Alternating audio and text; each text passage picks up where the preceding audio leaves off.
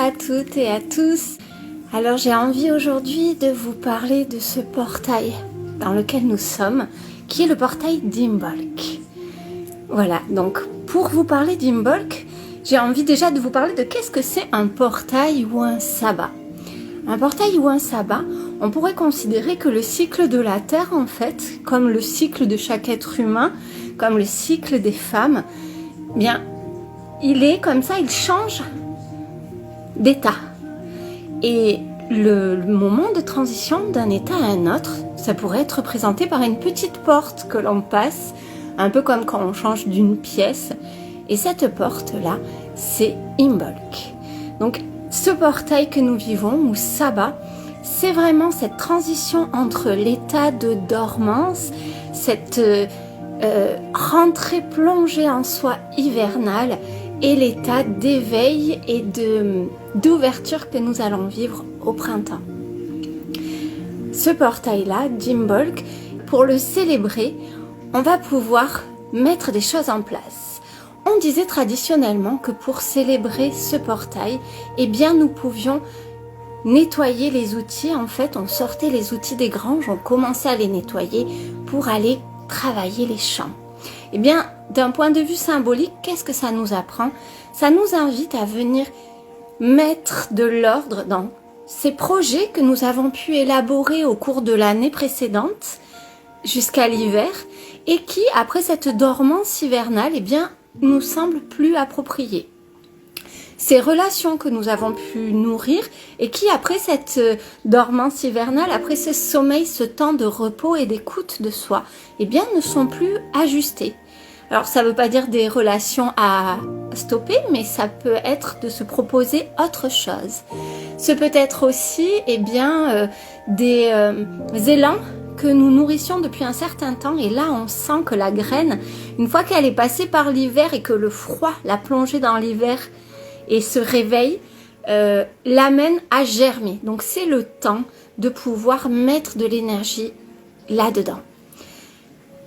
Donc concrètement, pour célébrer ce portail d'Imbolc, eh bien je vous propose tout simplement d'aller à la rencontre de ça, aller à la rencontre de ce qui en vous appelle à être nourri, et de ce qui en vous n'est plus approprié et a besoin d'être déposé. Voilà, comme si au réveil le matin, il y a des choses qu'on va déposer pour mettre les nouveaux habits pour vivre cette journée. Et bien là, c'est vraiment pouvoir mettre son énergie dans ce qu'on a envie de créer pour ce printemps 2022. C'est une énergie très puissante qu'est ce portail, ce sabbat, parce que d'un point de vue énergétique, il y a vraiment ce changement. On va lier ce portail d'Imbolc à une sorte d'entité lumineuse que l'on nomme Brigitte ou Brigitte ou Brigui ou Bride. Voilà, en fonction des différents dialectes celtes. C'est une déesse celte qui est plutôt très affirmée. Elle est affirmée parce qu'on dit que c'est de son chant qu'elle va venir éveiller Gaïa. Elle va venir donner de son chant et de son feu sacré, elle va venir faire sortir Gaïa de sa torpeur hivernale. Donc c'est vraiment une déesse qui pourrait ressembler un petit peu à ce que l'on imagine quand on se connecte à l'archange Michael, c'est-à-dire une force comme ça qui vient trancher, couper ce qui est plus bon, qui vient raser là où il y a besoin que ce soit rasé et nourrir ce qui a besoin d'être nourri.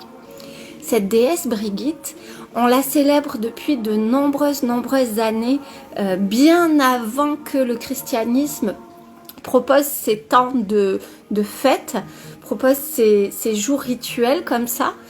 Ça fait partie de ce que l'on appelle les déesses premières, c'est-à-dire de ces femmes qui étaient vénérées parce qu'elles étaient les représentées de la fécondité, de Gaïa, tout simplement.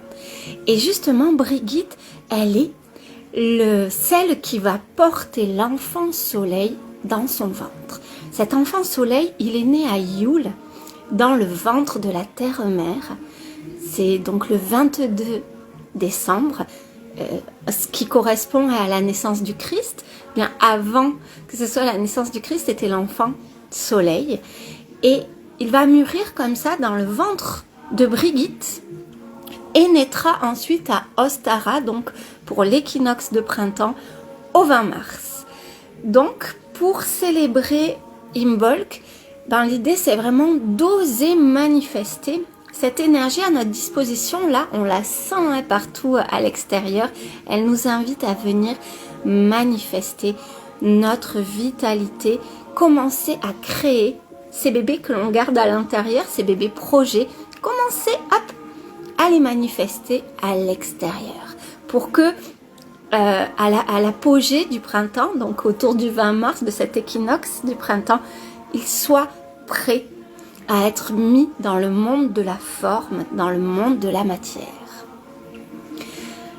Pour célébrer cette déesse, on avait coutume de faire des petites galettes que aujourd'hui on retrouve dans la Chandeleur par les crêpes.